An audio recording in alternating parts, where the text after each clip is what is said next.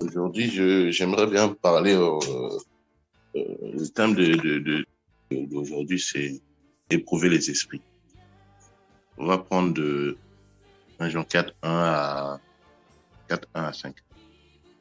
Ok, je vais lire. Ah, 6 quoi, 6 je veux dire. Oui, 6. Jusqu'à 6, c'est ça, hein? Oui, c'est ça. Ok. Alors, donc, Jésus qui sanctifie sa parole. Donc, 1 Jean 4, de 1 à 6. Bien-aimés, n'ajoutez pas foi à tout esprit, mais éprouvez les esprits pour savoir s'ils sont de Dieu, car plusieurs faux prophètes sont venus dans le monde. Reconnaissez à ceci l'Esprit de Dieu. Tout esprit qui confesse Jésus-Christ venu en chair est de Dieu. Et tout esprit qui ne confesse pas Jésus-Christ n'est pas de Dieu. C'est celui de l'Antéchrist dont vous avez appris la venue et qui maintenant est déjà dans le monde. Vous, petit enfant, vous êtes de Dieu et vous les avez vaincus parce que celui qui est en vous est plus grand que celui qui est dans le monde. Eux, ils sont du monde. C'est pourquoi ils parlent d'après le monde et le monde les écoute. Nous, nous sommes de Dieu. Celui qui connaît Dieu nous écoute. Celui qui n'est pas de Dieu ne nous écoute pas. C'est par là que nous connaissons l'esprit de la vérité et l'esprit de l'erreur. Amen. Donc, la parole nous dit carrément, en fait, de bien éprouver les esprits, en fait. Éprouver les esprits, tout esprit qui vient vers vos chemins. En gros, de faire attention autour de vous. Nous sommes dans un stade où le diable veut détruire à tout moment votre vie. À tout moment, le diable il veut détruire notre vie. Avec des gens, la télé, avec des matériels dans ce monde, l'argent, et il faut avoir l'esprit pour comprendre toutes ces choses et une connaissance de la parole pour refuser ces choses à la proposition de ce monde. En fait, quand je regarde, des fois, en fait, si tu regardes bien, des fois, il y a certains gens qui viennent dans ta vie comme ça. Et si tu remarques, si tu prends pas du temps à le localiser, à bien regarder ses comportements, tu finiras par détruire il finira par te détruire parce que c'est pourquoi tu n'as pas pris le temps, en fait, tu l'as accepté directement dans ta vie et tu n'as pas pris le temps d'éprouver son esprit. D'éprouver, en fait, c'est pour ça que beaucoup de chrétiens ils prient. Pourquoi, en fait, je comprends aujourd'hui pourquoi beaucoup de chrétiens écrivent Seigneur, montre-moi l'état d'esprit de cette personne. Montre-moi l'état d'esprit de cette personne. C'est parce qu'on doit être ses enfants à éprouver à chaque fois. Même quand tu regardais la télé, tu éprouves des esprits qui sont de derrière. Est-ce que c'est vraiment du Seigneur? Des fois, naturellement, tu comprends. Naturellement, tu comprends que, voilà, regarde le monde, il nous amène. Regarde là où le monde veut nous amener. Tu vois, naturellement, tu comprends. Mais des fois, il faut prier pour comprendre, en fait, il faut prier pour comprendre l'état d'esprit des gens, en fait. L'état d'esprit avec qui tu parles. Parfois, je remarque, des fois, au fait, il y a des gens un exemple comme ça, il y a des gens que tu vois, ils parlent du Seigneur. Mais tu lui poses la question, quel est ton appel avec le Seigneur? Il va t'expliquer, moi, pourquoi, non, tu lui demandes la question, qui t'a mis là, en fait, là où tu travailles, là où tu es là maintenant, qui t'a mis là? Il va te dire, ah, il y a un pasteur ou un ami qui m'a conseillé des trucs comme ça. Ou il y en a qui va dire, ah, moi, j'ai été comme ça depuis ma jeunesse et tout. Je me sentais que je dois être dans ce côté. Mais il t'explique pas, en fait, si c'est le Seigneur il a mis carrément là où il est, en fait. Et c'est ce qui fait que beaucoup de gens, ils se mettent dans une stade, dans, dans un endroit où il faut pas, et ils gèrent les autres à tomber dans le péché. Tu sais que tu n'es pas appelé à être dans ce stade, à être là où tu dois être. Et tu vas gérer les autres à tomber dans le péché, à tomber dans les choses que toi-même tu es. Parce que le Seigneur t'a pas appelé. Ok, le Seigneur peut te donner des arguments, tu vas être comme quelqu'un. Il peut te donner des arguments des fois, en fait, à partager la parole. Mais si c'est pas le Seigneur qui t'a donné l'instrument, tu vas faire tomber les gens sur ta route. C'est pour ça que nous, les chrétiens, on doit être des gens à éprouver les esprits. La parole nous dit carrément, en fait, ces gens, ce sont des gens antichrist. Ils ont l'esprit de Antichrist qui est déjà dans ce monde, en fait. Ils sont déjà dans ce monde. Parfois, quand vous écoutez la parole, n'écoute pas juste la parole pour écouter, mais écoutez-le et digère-le, essaie de digérer-le. Si ça rentre pas dans ton corps, vomis-le. Si ça rentre pas dans l'esprit, vomis-le. Vomis-le. C'est la raison pourquoi depuis loin, il dit quelque chose. Il dit, on va prendre 1 Corinthiens 14, il dit, et les esprits des prophètes se soumettent aux prophètes, car Elohim n'est pas un Elohim de désordre, mais de paix, comme dans tous les assemblées de saints. Que vos femmes se taisent dans les assemblées, car il ne leur est pas permis d'y parler, mais elles doivent être soumises, comme le dit aussi la Bible, la Torah. Tu vois? Donc, l'esprit du Seigneur n'est pas un esprit de désordre. Dès que tu vois que les choses se passent mal, tu vois que tu rentres dans un endroit, tu vois que les choses ne sont pas organisées dans le Seigneur. Tu sens que ça, non, ici, là où je suis là, franchement, c'est pas du Seigneur. Je vais donner un exemple, un témoignage. Quand je suis venu dans le Seigneur, vraiment, à un moment donné, j'étais dans le Seigneur, et quand j'étais dans le monde un peu, et à des moments, j'ai essayé de mettre ma vie avec le Seigneur, mais quand je mettais ma vie avec le Seigneur me parlait. Des fois, il me parlait. Et vu que je cherchais l'amour du Seigneur, je cherchais vraiment l'amour du Seigneur. Et je me posais des questions, je me dis, mais est-ce qu'il n'y a pas des chrétiens à mélanger avec eux, des chrétiens où je peux parler? Et un jour, comme ça, il y a un ami à moi qui m'a appelé, il m'a dit, Daniel, Gaël, viens avec moi, il y a des pasteurs qui sont arrivés, il y a des pasteurs qui sont venus de la Guyane, donc on va aller avec eux pour les préoccuper de eux et tout, acheter ce qu'il faut pour eux et tout. J'ai dit, oui, c'est une bonne idée. Mais avant de sortir chez moi, je me suis mis quelque chose dans ma tête. Je me dis, je veux voir si c'est des appelés du Seigneur. C'est ce que j'ai mis. C'est ma prière que j'ai sorti. Avec cette prière, je suis sorti chez moi. J'ai dit, je veux voir si ce sont des appelés du Seigneur. Seigneur, il faut que tu me montres l'état. Et je veux que tu me montres, parce que j'ai pas envie d'être géré d'une façon comme ça, en fait. Parce que des fois, on peut tomber dans des pièges qu'on ne sait même pas que voilà, c'est le diable, tu vois. Donc, j'ai dit, Seigneur, je veux voir si ce sont des appelés de toi. Je suis arrivé, on était là. Ils commencent on a partagé un peu la parole. Ils ont partagé un peu la parole. Je vois, ça va. Je commence à voir, ça va. Mais je me sens pas l'amour, je ne sens pas vraiment la paix du Seigneur. Je ne sens pas vraiment la paix du Seigneur. Je me dis, mais Seigneur, où tu es? Parce que là, il partage la parole, mais où tu es? Je ne sens pas ta présence. Pourquoi tu n'es pas là? Et d'un coup, je sens comme si la présence du Seigneur veut arriver, mais il ne peut pas. Il y a quelque chose qui bloque. Il veut venir, mais il y a quelque chose qui bloque. Et d'un côté, il était en train de prêcher devant comme ça. Tout le monde était assis. Et il a dit un verset. Lui-même, il a dit un verset. Parce que d'habitude, quand il disait un verset, les gens ils ouvert leur Bible. Et je sais pas, il s'est trompé. Je sais pas qu'est-ce qu'il y a à la fin du truc, il s'est trompé. Et il a ouvert un verset. Il a dit un verset. Et moi, j'ai ouvert ma Bible. Et personne n'a pas ouvert leur Bible. Je me dis, ce jour-là, c'est après que j'ai compris que le Seigneur m'a montré quelque chose. C'est vraiment fort. Et il a dit, le Seigneur a dit, quand je lis la Bible, j'ai compris que c'est la réponse que le Seigneur m'a dit. Quand j'ai lu, je ne me rappelle plus le verset, mais je sais que si on regarde sur Internet, on cherche un peu, on va trouver ce verset. Où il dit, ce peuple prie avec leurs pensées. Ce peuple vient vers moi avec leurs pensées, avec leurs lèvres.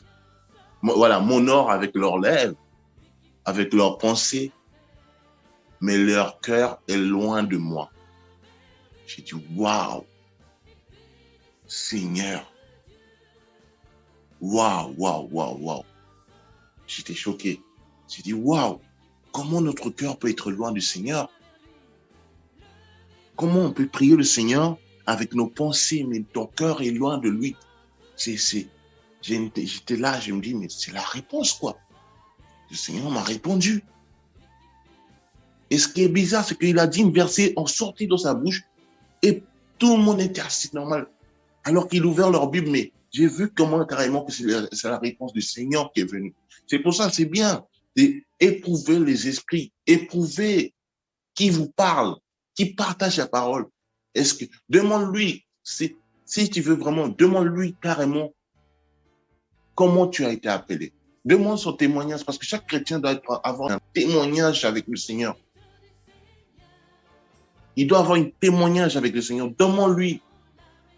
C'est pas un problème. Demande-lui où. Est-ce que le Seigneur t'a appelé? Comment le Seigneur t'a appelé? Et là, tu sens que tu rentres dans son milieu. Tu rentres dans le milieu d'un frère. Tu rentres dans le milieu d'une sœur qui a été appelée dans le Seigneur. Tu vois? Donc, il faut qu'on éprouve les esprits. Qu'on éprouve que voilà, cela n'est pas appelé du Seigneur. Et il dit quelque chose aussi. C'est qu'en fait, il dit aussi que des fois, on remarque un truc aussi. On remarque des fois certains chrétiens qui se sentent tellement, c'est pas une façon, c'est pas juger, mais c'est pas juger, c'est une façon de parler. Si je comprenais ma langage, c'est qu'en fait, c'est certains chrétiens qui viennent te parler et ils te disent pas, par exemple, bonjour. Il y a certaines personnes qui disent même pas bonjour. Et là, tu comprends l'esprit tu comprends en fait quel état d'esprit qui est sur cette personne. Pourquoi tout le monde dit bonjour, mais tu viens me parler comme ça, sans me dire bonjour. C'est là qu'on réalise l'état d'esprit des fois, en fait, des gens. L'état d'esprit. Est-ce qu'on a dormi ensemble? Est-ce que c'est comme ça, les grands-parents, des fois, ils aiment dire un truc par an, comme ça? Est-ce que tu me dis pas bonjour aujourd'hui? Est-ce qu'on a dormi ensemble? Est-ce qu'on a été on a dormi dans la même maison? Tu vois? Du coup, je me dis, mais ces chrétiens qui ne disent pas bonjour, c'est un manque d'amour. Un manque d'amour du Père. Un manque d'amour. Si tu n'as pas touché par l'amour du Seigneur, si tu n'as pas touché par l'amour du Seigneur, tu ne seras pas comme... Tu vas être... On voit déjà en fait que c'est là qu'on voit que si cet enfant a été appelé par le Seigneur. Parce que regarde ce qu'il dit en Matthieu 7. Matthieu 7, verset 15 à 17. Tu vas le lire pour moi, mon frère. Donc Matthieu 7, verset 15 à 17. Hein? Oui, oui. Gardez-vous des faux prophètes. Ils viennent à vous en vêtements de brebis, mais au-dedans, ce sont des loups ravisseurs. Vous les reconnaîtrez à leurs fruits. Voilà. Cueille-t-on... Comment? Tu peux arrêter là. Oui. Vous le reconnaître par leurs fruits. Cueillons. Voilà. Vous le reconnaître par leurs fruits. Continue, mon frère. Cueille-t-on des raisins sur des épines ou des figues sur des chardons? Tout bon arbre porte de bons fruits, mais le mauvais arbre porte de mauvais fruits. Voilà. Amen. Amen. Amen. Amen. Vous voyez ça? Donc, on reconnaît ce que le Seigneur nous dit aussi. En fait, ce qu'il nous enseigne aussi, c'est que tu peux reconnaître quelqu'un. Tu peux reconnaître l'état d'esprit des faux prophètes. Tu vois? Qui viennent à vous, habitants en brebis. Mais au-dedans, ce sont des loups. On peut connaître, on peut le voir. Tu vois? Donc, il faut faire attention des fois avec les gens qui viennent dans l'entourage. Regarde comme ma femme, il a été converti. Un témoignage comme ça, quand le Seigneur l'a touché. J'ai vu beaucoup de choses qui voulaient me faire tomber. Et je me dis, mais heureusement le Seigneur, je ne me dis pas que c'est un orgueil, mais heureusement le Seigneur a mis nous deux à côté parce que elle aussi, elle a vu des choses aussi des fois. Elle me dit, Daniel, là, fais attention, fais attention, fais attention. Là, fais attention. Il me dit, elle me dit. Et moi aussi, des fois, je vois des choses qu'elle doit pas vraiment, parce que ce sont des choses qu'on fait des fois que on ne se rendait compte même pas. Une fois, il est venu à la maison, il m'a amené un petit statut, je sais pas, il avait pris ça chez sa grand-mère. Et j'ai dit, tu sais, des trucs comme ça, en fait, c'est pas du Seigneur. Le Seigneur n'aime pas les statues des trucs comme ça. Ça fait même pas longtemps, elle me dit vraiment, franchement, je remercie le Seigneur parce que des fois, en fait, on fait des choses que on sait même pas, tu vois. Du coup, j'ai dit amen, amen, amen. C'est vraiment le Seigneur qui t'a parlé là. Tu vois, quand on lit la Bible, on découvre vraiment des choses que on se dit vraiment, ces choses, je sais pas vraiment pourquoi on a valé la peine de le faire en fait. Franchement, c'est une connaissance. Il faut avoir la connaissance de la parole, la connaissance de la parole pour que tu puisses. Aujourd'hui, je me dis qu'aujourd'hui, le Seigneur m'a permis que j'ai été tombé dans le monde pendant 3 ans, c'est vrai, mais ce sont des expériences que le Seigneur m'a montrées. Ce sont des choses que le Seigneur m'a appris. Il y a des fois, le Seigneur doit te faire passer par des choses terribles pour que tu comprennes demain que c'est pas, en fait, c'est pas une vie. C'est pas une vie. Et aujourd'hui, quand les choses viennent dans ta vie, tu dis, Seigneur, tu comprends dans le Seigneur, en fait, que ça, c'est pas le Seigneur. C'est pas le Seigneur. C'est pas le Seigneur. Parce que s'il y a le Seigneur, il doit avoir la paix. S'il y a le Seigneur, il doit avoir l'amour. Il doit avoir l'amour. Il doit avoir l'amour. Il dit aussi, tout esprit qui confesse que Yeshua Mashiach est venu en chair et Elohim, et tout esprit qui ne confesse pas que Yeshua Mashiach est venu en chair n'est pas d'Elohim. C'est celui de l'anti-Mashiach dont vous devez entendre dire qu'il vient et maintenant il est déjà dans le monde. Donc on doit faire attention, nous enfants de Dieu. Comme il a dit, petit enfant, le Seigneur nous appelle petit enfant. Vous êtes d'Elohim. Quelqu'un qui est dans le Seigneur se sent comme un petit enfant. Nous devons être comme des petits enfants. Ne pas être plus grand comme les autres. Sentir que, voilà, moi j'ai le Seigneur, mais élève, tu finiras par tomber. Mais quand tu tomberas loin. Vaut mieux que d'autres choses te tombent, mais n'est pas le Seigneur te fait tomber. Parce que quand le Seigneur te fait tomber, il va te faire comprendre que là. Vaut mieux que, c'est une façon de dire, hein. Quand tu te fais élever, tu élèves, tu fais comme si c'est toi qui fais tout en fait. C'est pour ça que quand tu écoutes un témoignage, quand tu écoutes un message, quand tu vois le pasteur ou le prédicateur, la personne qui parle, tu entends, il dit moi. Fais très attention. Fais très attention. Tu entends moi. Fais très attention. Ce n'est plus le Seigneur là. Ce n'est plus le Seigneur. C'est un esprit. L'Antichrist, il est comme ça. Quand il va venir, c'est comme ça, il va être moi. Ah, regarde, je prie. Le feu sort d'en haut. Moi, venez à moi. Vénérez-moi. C'est ce qu'il veut qu'on soit en fait. Il veut qu'on soit des enfants qui montrent comme si c'est nous. C'est nous qui fait ça. C'est nous. Voilà. C'est ce qui est l'esprit, en fait. C'est là qu'on voit l'esprit, en fait, l'esprit de l'antichrist. L'esprit de l'esprit qui est en désordre. Il dit, l'esprit du Seigneur n'est pas un esprit de désordre. Quand tu vois que ta vie, il est en désordre, tu comprends qu'il y a quelque chose qui ne va pas. Mais moi, des fois, regarde, des fois, je me dis, mais ma vie, il va pas mal, il va mal. J'ai du mal, je vois que des fois, il y a du mal, j'ai du mal à prier. Je dis, mais là, c'est pas un esprit, c'est un autre esprit qui veut prendre place dans ma vie, en fait. Et il faut qu'on fasse quelque chose, il faut que je fasse quelque chose. On fait tous des erreurs, c'est vrai. On fait tous des erreurs.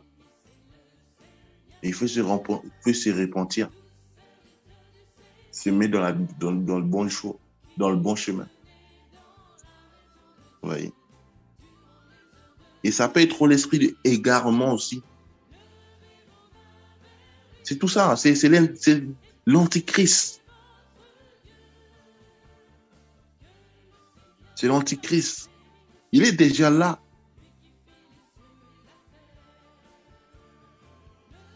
Amen. C'est ce que je voulais partager avec vous. C'était un petit passage aujourd'hui que je voulais partager. De faire vraiment attention, en fait, à ce qu'on écoute. Parce que si vous regardez bien dans la parole ici, en premier moment, il dit, dans le premier là, il dit, bien-aimés, ne croyez pas à tout esprit, mais éprouvez les esprits s'ils sont d'Élohim, parce que beaucoup de faux prophètes sont venus dans le monde. Maintenant, et tu peux lire le premier passage là, parce que c'est toi, il dit une autre façon, il parle d'une autre façon. Sur oui. Oui. Lui, on a un Jean 4 là, s'il vous plaît. D'accord. Oui, bien sûr. Je vais lire rapidement. Alors, 1 Jean 4, verset 1. Alors, que Jésus qui sanctifie sa parole. Bien-aimé, n'ajoutez pas foi à tout esprit. Voilà. Mais... Amen. C'est ça. Il dit, n'ajoutez pas foi à tout esprit. N'ajoutez pas foi à tout esprit. Donc, c'est quand tu es en train de regarder une autre truc, regarder quelque chose ou écouter quelque chose qui n'est pas du Seigneur, bah, automatiquement, il te donne une foi. Parce que tu as écouté. Regarde la parole, le Seigneur nous a dit que écouter, pour que la foi vienne, il faut que tu écoutes. Il faut que tu entends la parole. Donc, n'ajoutez pas, comment il dit, vu que chez moi, c'est une autre façon, et du coup, il dit, n'ajoutez pas. Alors, il dit, n'ajoutez pas foi à tout esprit. Voilà. Amen. N'ajoutez pas foi à tout esprit. Tu vois quelqu'un, il arrive, tu commences à rentrer dedans comme si tu le connaissais depuis longtemps. Non, on n'est pas tous frères. Parce qu'il y a un truc qui dit des fois, on est tous frères. Oh non. Et celui que tu appelles frère, c'est lui qui veut te tuer, tu sais pas. C'est l'ennemi qui veut t'envoyer. Tu sais pas que c'est l'ennemi. C'est pour ça qu'on doit faire attention, faire très attention. Je vais donner encore un témoignage encore. C'est pas un témoignage, c'est un conseil. Par rapport, certaines fois, je vois certains gens, quand tu rentres chez eux, par exemple, c'est des chrétiens. Oui, c'est des chrétiens que le Seigneur a appelés, mais des fois, ils se sont peut-être mal compris la Bible des fois. Et ils font des choses des fois mal. Par exemple, il y a des chrétiens que tu vas recevoir. Il va te demander, il va même pas te demander qu'est-ce que tu veux, qu'est-ce qui t'arrive, c'est quoi ton témoignage. Il va pas te demander qu'est-ce que tu veux. Même le Seigneur, si on regarde le Seigneur, même le Seigneur Jésus nous demandait, que veux-tu? Que veux-tu que je fasse pour toi? Mais il y a des chrétiens qui va pas te demander, il va venir pour te poser la main sur ta tête directement bas. C'est quoi ça? Il met directement sa main sur ta tête. Il ne sait pas qui tu es, mais il te met ta main sur ta tête. Directement. Ah oui, j'ai vu un esprit de... Non, c'est pas comme ça. Si c'est pas le Seigneur qui t'a dit de mettre ta main sur lui, ne mets pas ta main. Tu sais pas si c'est un homme de Dieu qui est devant toi, qui veut vraiment, qui t'amène un message. qui veut t'amener un message pour basculer toute ta vie. Mais toi, tu viens, tu mets ta main directement sur sa tête pour prier pour lui. Tu ne le connais pas. Et des fois, les gens, ils ne te posent même pas la question. Des fois, il y en a qui ne posent même pas la question. Comment tu vas? D'où tu viens? Ou voilà.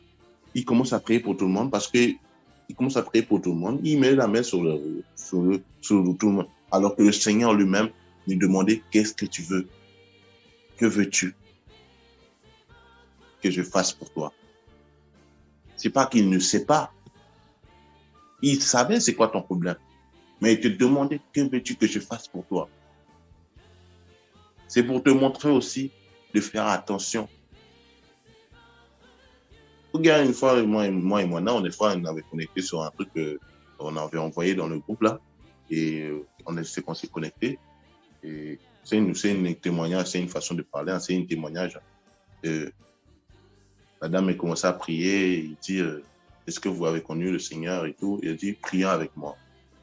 Ok, c'est bien de prier avec toi. Priez avec moi. Seigneur, nous te remercions que tu as accepté le Seigneur aujourd'hui. Parle après moi. Seigneur, après, nous remercions que tu as accepté le Seigneur.